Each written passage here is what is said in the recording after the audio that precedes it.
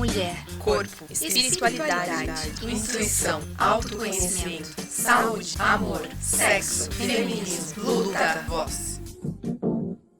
Oi, pessoal, começando mais um Podinista. Hoje a gente vai falar um pouquinho sobre a trajetória de vida, a gente vai conversar um pouquinho sobre descobrir o seu propósito. Então, hoje eu tô aqui com uma amiga empreendedora que já participou comigo em outros projetos e hoje ela está aqui para compartilhar um pouquinho mesmo das experiências que ela teve, mas lógico que antes segue o Podinista para ajudar a gente aqui, continuar com esse projeto, trazer sempre mais mulheres assim como esta, que está aqui na minha frente. Então hoje eu estou aqui com a Tatiana Holtz e ela é empreendedora, né?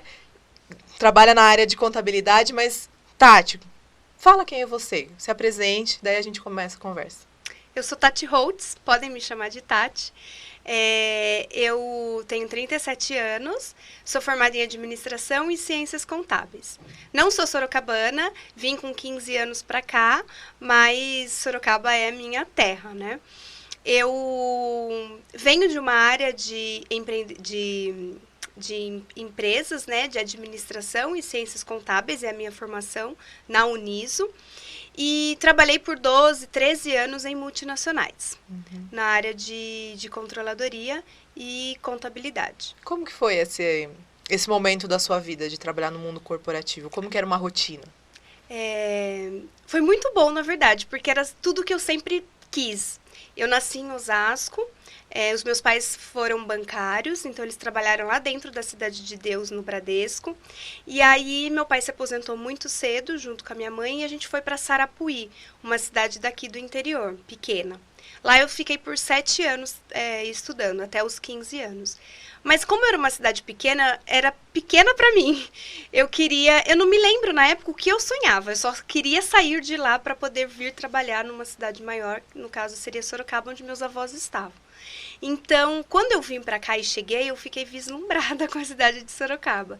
E eu sempre pensava que eu queria entrar no mundo corporativo para trabalhar em São Paulo, que Sorocaba ia ser pequena para mim. Porque eu queria trabalhar nesse mundo corporativo, entrar naqueles arranha-céus em São Paulo. Eu ia para lá e eu ficava encantada.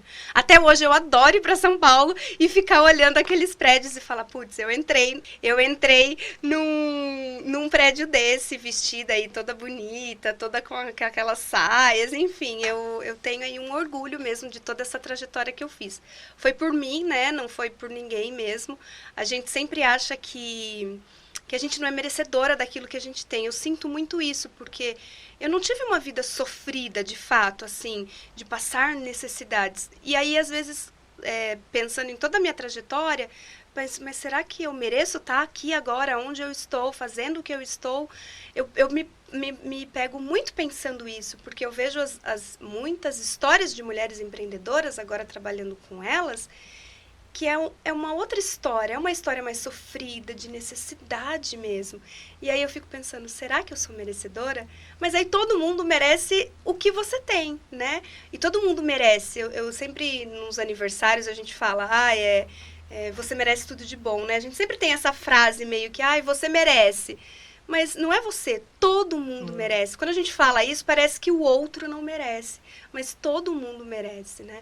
Então, aí eu tomei mesmo posse desse merecimento e falei, não, cada um tem a sua história, a minha não é mais e nem menos da outra. É o que eu consegui construir até aqui.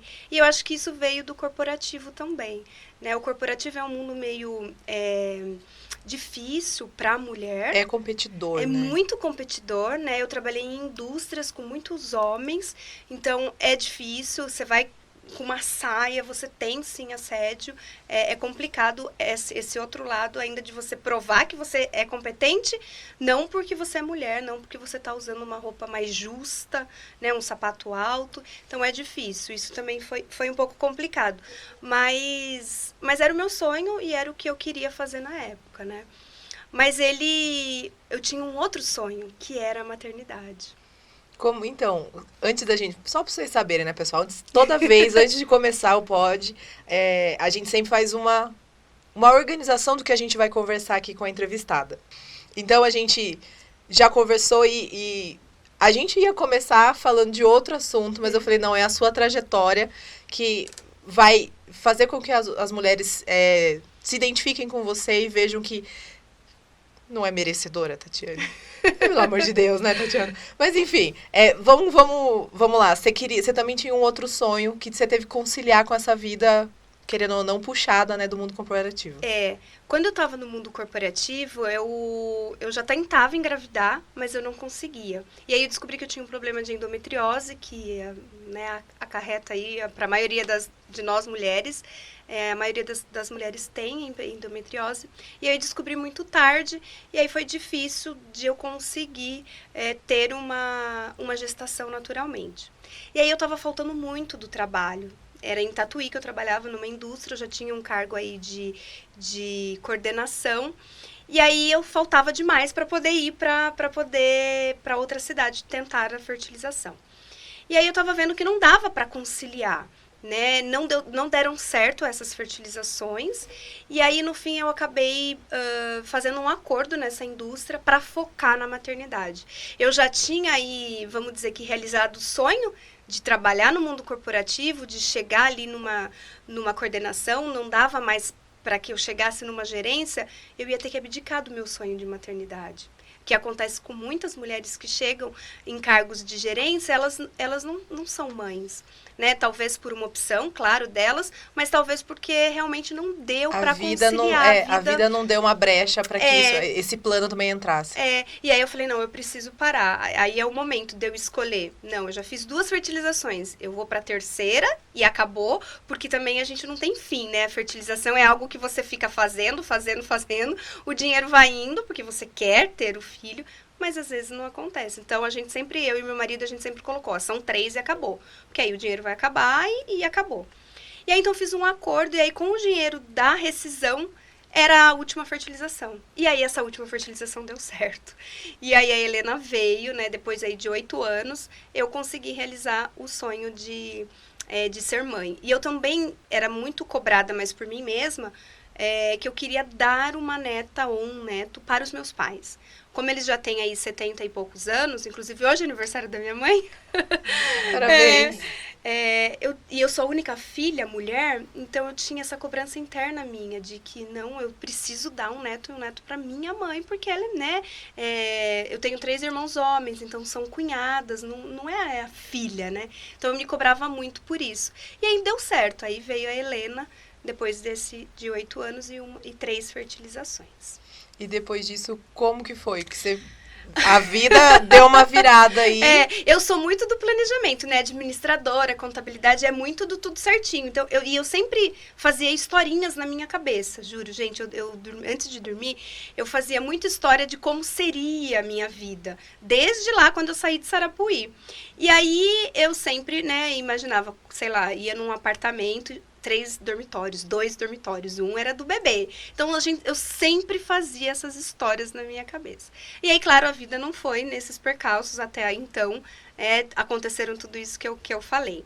E aí, como eu fiz fertilização, os embriões eu coloquei 2 embriões. E aí, um deles deu a Helena e aí o outro não deu certo, né? E tinha na clínica, ficaram mais 3 embriões. Que o planejamento era agora, com ela completando 5 anos, o ano passado, 2021, eu colocar e tentar um irmão ou irmã para ela. Mas, na semana que ela fez aniversário de 1 aninho, ela faria aniversário na terça, na segunda eu já me senti com um mal-estar que não era meu. E aí eu falei, André, vamos fazer um teste de gravidez. Eu fiz o teste e eu descobri que eu estava grávida. Eu lembro até hoje o meu marido falando, tá. Ele falou bem assim, tá, tem 2 listrinhas. O que significa isso? E como eu nunca tive a possibilidade de ter aquela sensação de olhar e ter 2 listras, porque quando você faz fertilização, você já sabe o dia certo, e aí você já vai naquele que fala grávida ou não grávida, porque daí é mais certeiro, né? Então foi a primeira vez que eu realmente, de anos, né? Porque eu fiquei tentando 8 anos, então eu sempre comprava, quando atrasava 1, 2 dias, eu sempre comprava esse, sempre dava uma listrinha. Aí quando ele falou, Tati, tem 2, eu falei, putz, tô grávida, André. Tô grávida, vamos ligar pro obstetra. Enfim, aí veio o Lucas. O planejamento, né, de 5 virou 1. Virou 1. E aí foi uma gestação difícil. não tanto física, mas emocional, porque eu queria curtir a Helena. Eu achava que eu curti muito pouco ela só como filha única. Eu não queria outro. Mas, claro, ele veio saudável e tudo correu bem, né? Mas aí também a vida me pegou outra vez de surpresa e meu marido recebeu uma oportunidade de ir para fora, para Costa Rica, na América Central. E aí ele me falou, eu preciso ir, se você quiser, né, você vem. Falei, ué, vamos, né? O Lucas tinha 2 meses e aí a gente fechou tudo e fomos para Costa Rica. Chegamos lá, foi tumultuado, mas também a gente contou com muito apoio das pessoas que já estavam lá, inclusive sorocabanos. Esse grupo foi pelo WhatsApp, primeiramente, mas como existem muitas multinacionais daqui do Brasil que estão lá, e mais especificamente de Sorocaba, então a gente conseguiu ter aí vamos dizer, uma família, né, lá, e aí que acabou nos ajudando com um apartamento, com alguém que precisaria me ajudar na casa, porque eu não cozinho, e aí sempre era minha mãe, eu moro no mesmo condomínio que os meus pais, então, né, as crianças pequenas eram os meus pais que me ajudavam, e aí lá era eu e o André, então foi muito difícil. A gente chegou acho que num domingo, e aí na terça ela já ficou doente, ela pegou mão, pé e boca, um vírus que pega em crianças, enfim, foram 6 meses muito difíceis, né, de eu ver realmente até o André chorando sozinho no quarto, né, pela decisão de que, putz, será que a gente fez a coisa certa mesmo? E, né? e foi difícil pela mudança, mas também de você estar com 2 crianças, ter passado por um puerpério mais prolongado, Sim. né? Porque veio de uma filha de 1 ano, aí já Emendou, emendou. né? Como que foi pra você, assim? Em quem você se agarrava pra ter força, assim? Eu nunca tive alguém, assim, que eu pensasse, sabe? Até hoje, né? A gente fala muito que a gente tem que ter um mentor na vida, né? Eu ainda não descobri qual é o meu. Eu não tenho. E eu também não sou muito religiosa. Então, dizer que, Deus me ajudou, talvez sim, porque, né? Da maneira aí sobrenatural. Mas não que eu tenha pedido. Então, eu sempre fui deixando as coisas acontecerem. Né? Eu chorava muito sozinha, né? Mas eu sempre, sei lá, acho que é de mim mesma, sabe? Falei, não, eu falo assim, eu tomo um banho, parece que as coisas já refrescam. Então, eu sempre ficava tomando banho. Aí eu tomava um banho, parece que as ideias... E aí me dava mais força e aí eu continuava. Eu acho que eu tirei a força de mim mesma, sabe? E aí foi isso, a gente ficou todo esse tempo lá, em 6 meses. Eu conheci várias pessoas desse grupo que me incentivaram a sair de casa, no sentido de trabalhar. Porque era algo que eu já queria aqui. Eu queria muito ser mãe, mas como eu vinha desse mundo corporativo, que ele é muito dinâmico, eu vi que eu não só queria ser mãe, que eu queria continuar no mundo corporativo, trabalhando. Sendo ativa, né? Eu queria continuar trabalhando. E aí, mas no quê, né? Tá bom, então vamos voltar no corporativo. Aí veio o Lucas, aí veio a Costa Rica e fomos pra lá. E A vida mudou inteira. É, Onde inteirinha. que volta a recalcular a rota? E aí, com essas mulheres que eu acabei conhecendo, que são esposas desses homens, que também foram igual a situação do meu marido, uma delas falou para eu dar aula de português. E aí eu fui, mesmo não sendo professora, o Instituto permite, e aí eu fui e me apaixonei por essa questão de ensinar, de ajudar as outras pessoas. Eram sempre mais adolescentes, então isso foi muito... fez com que eu ficasse com menos saudade daqui. O contato de pessoas. Um pouco, né, assim, a minha vida lá. Deixava as crianças na escola, não tinha nenhuma culpa, eu nunca tive culpa de deixar as crianças na escola para trabalhar, porque isso me faz muito bem. Até hoje mesmo, eu não tenho culpa. A não ser que esteja doente, eles faltam. Mas do resto, tá chovendo, tá caindo o mundo. Eles vão para a escola, porque isso é que me mantém. Porque eu não gosto... A gente fala muito do empreendedorismo materno, né?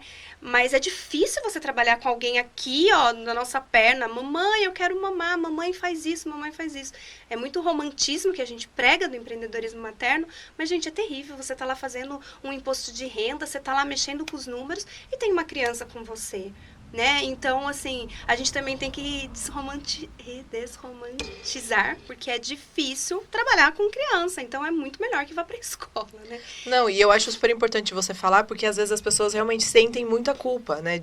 E, na verdade, a sociedade cobra muito da mulher, a hora que ela é mãe, você tem que ser mãe. A sua prioridade de vida é ser mãe agora, você não pode ir trabalhar. E, na verdade, assim, são duas pessoas...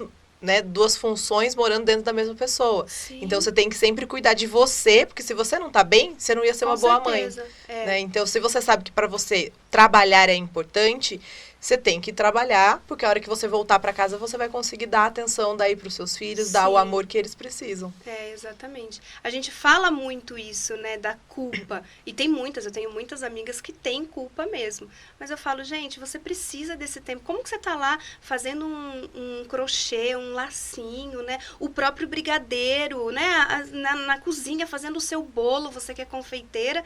E o seu filho lá... Já tá ligando, desligando o forno, atrapalhando até no processo. A nossa cabeça não é para isso, entendeu? É muito bonito você conseguir trabalhar com seus filhos, mas é difícil.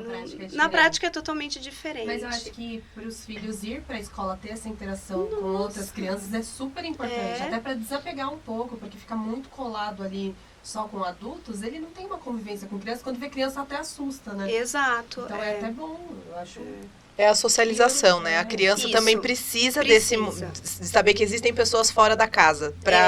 Porque a mãe e o pai é a pessoa que você vai confiar, mas você tem que também ter um contato com outras para você conseguir saber ter essa socialização. E depois você começou a fazer as aulas lá de aula de português mesmo. Você foi sentindo a necessidade de estar na comunidade ali, ajudando de alguma forma. E isso foi crescendo outras vontades em você. Sim. Aí essas mesmas mulheres começavam, elas já vendiam brigadeiro, bolo, porque eles... quando a gente... eu já morei 2 vezes fora, né? Eu já fui pra Espanha, morei lá 2 anos, só que era só eu e o André, então foi outra época. E aí foi a 2ª vez na Costa Rica. As pessoas gostam muito da gente, sabe? Gosta da gente mesmo. Gosta de estar presente, gosta da nossa culinária. E aí muitas delas faziam bolos, brigadeiros, para poder vender. E aí elas sentiam a necessidade de que, Tati, eu não sei precificar direito, eu não sei fazer isso. Eram coisas simples que eu ajudava elas, mas que para elas era valioso, porque elas também estavam lá, às vezes só cuidando da casa, só com os filhos, só aquela rotina ali da família, né? E aí elas também se sentiam mais úteis. E aí eu comecei a ajudar, a gente criou um grupo de brasileirinhos, que era onde nossos filhos se reuniam, pra gente, porque nas escolas lá só se fala espanhol e inglês. E aí, claro que o português a gente falava na residência. Então aí a gente se reunia para fazer atividades do Brasil, né? Para que também não perdesse toda a cultura, porque existiam pessoas lá muito mais velhas de casa, né, de país do que eu. Então aí já tinham crianças maiores que precisavam ter esse contato com o português, com livros em português, e a gente começou a fazer essas atividades, e eu adorei participar da comunidade. Parece que ali estava brotando algo em mim que eu não sabia desde então, né? Agora eu já sei, mas que eu não sabia. E aí comecei a ajudar. Eu saí da Costa Rica no meu auge, digamos assim. Eu tive que vir embora por questões familiares dos meus pais, mas eu saí no auge. Se meu marido falasse, vamos ficar mais um pouco, eu acho que eu ficaria.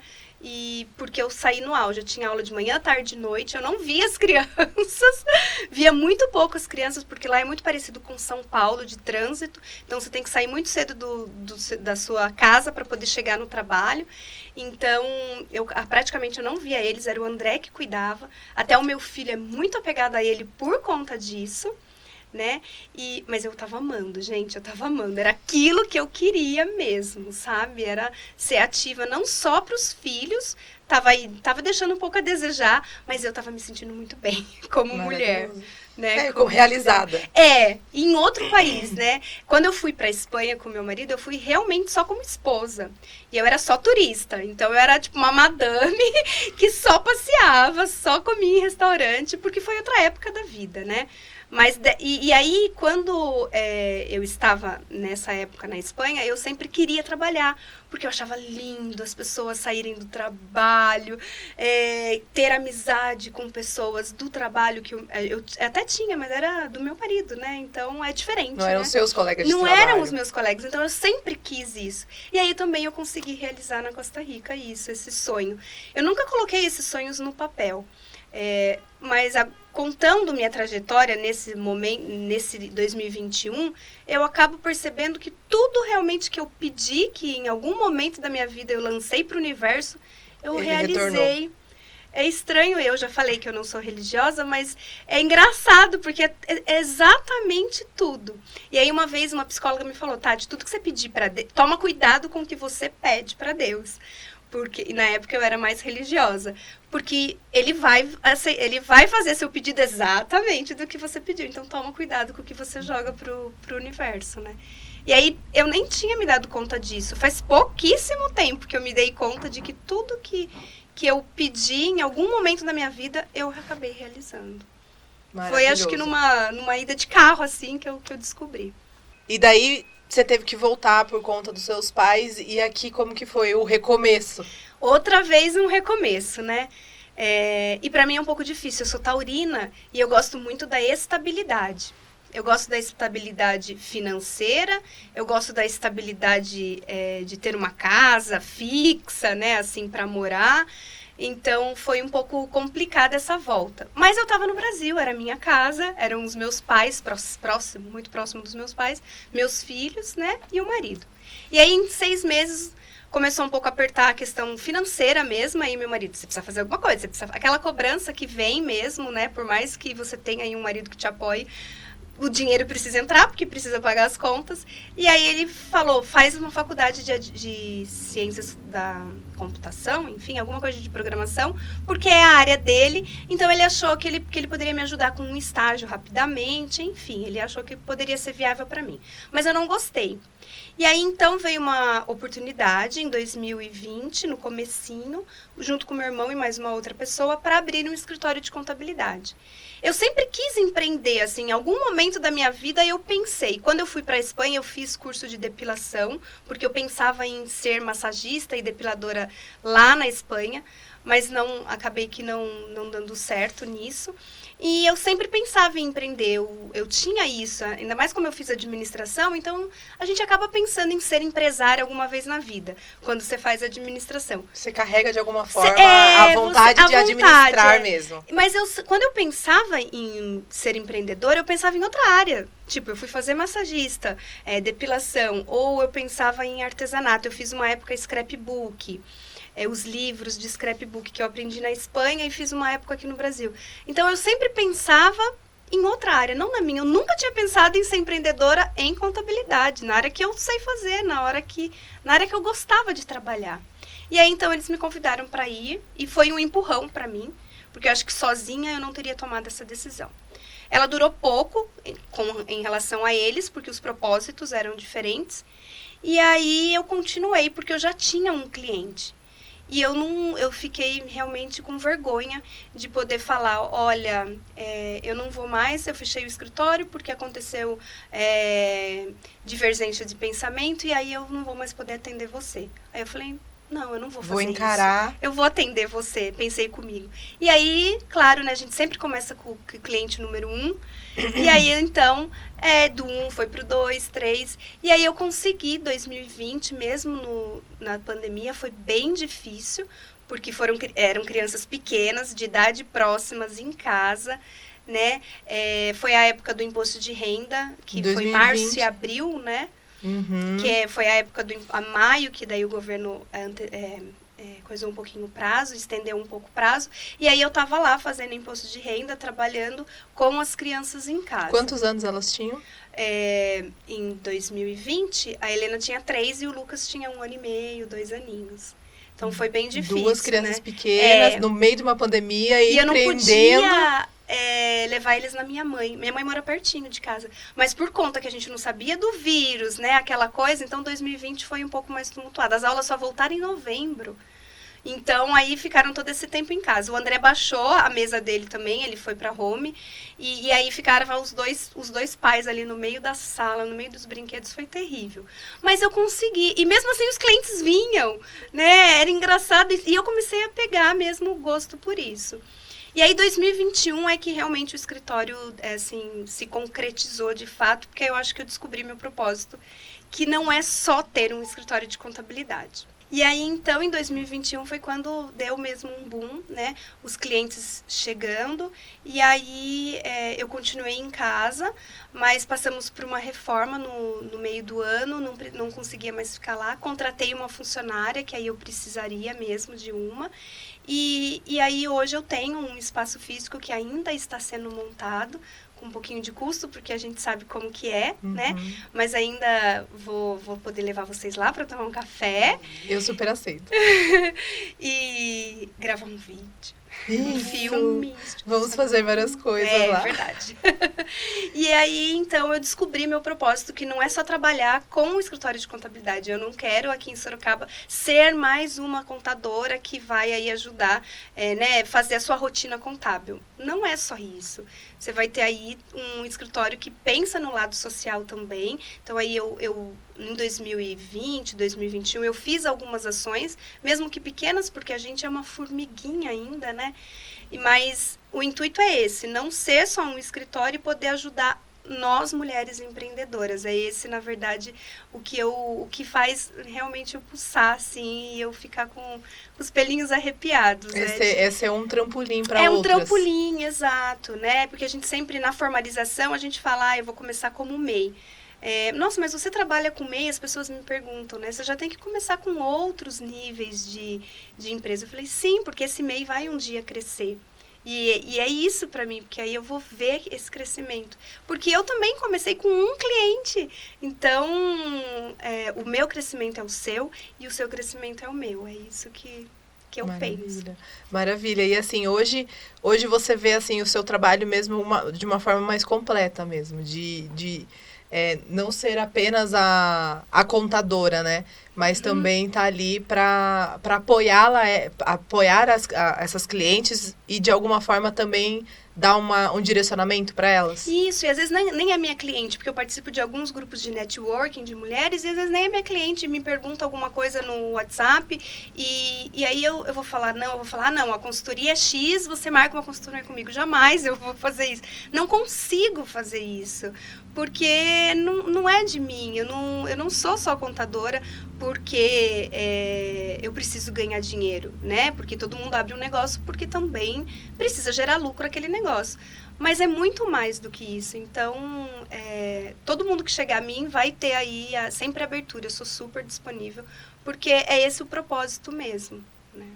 Maravilha. Eu acho muito louco, porque a gente começou falando, né? E até você repetiu que tem que tomar cuidado com o que a gente pede, de alguma forma. E a sua trajetória inteira, de alguma forma, você sempre estava...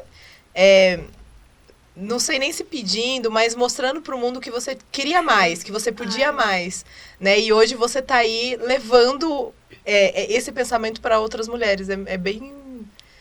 Vendo a história completa, então, é muito legal. Você para pensar, né? E assim, eu sou muito mimada ainda, né? Porque assim, eu tenho 3 irmãos. Meu irmão mais velho tem 53.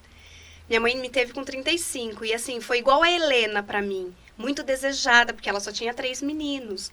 E ela queria, porque queria uma menina. Meu pai estava viajando, ela fez aquele negócio de astrologia, e o astrólogo, na época, era um famosinho, era Cícero Augusto, eu acho que é o nome dele. Era famoso na época, né? Fazia aquelas revistinhas e tal.